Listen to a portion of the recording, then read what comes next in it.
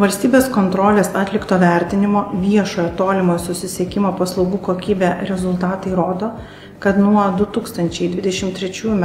Liepos 1 įsigalioję Kelių transporto kodekso pakeitimai sudarė formaliasias sąlygas vežėjams laisvai ateiti į rinką, tačiau konkurencija tarp vežėjų, kuri galėtų paskatinti aukštesnę paslaugų kokybę ar mažesnės kainas, nedidėja. Gyventojų besinaudojančių šiomis paslaugomis skaičius neauga. Kompensacijų už lengvatas vežėjams sistema neturi objektyvių priemonių vežėjų pateiktiems duomenims patikrinti. O kokybės standartas, apibrėžiantis, kokios paslaugų kokybės yra siekiama, nenustatytas. 2023 palyginus su 2022 paslaugą teikti atsisakė 9 vežėjai.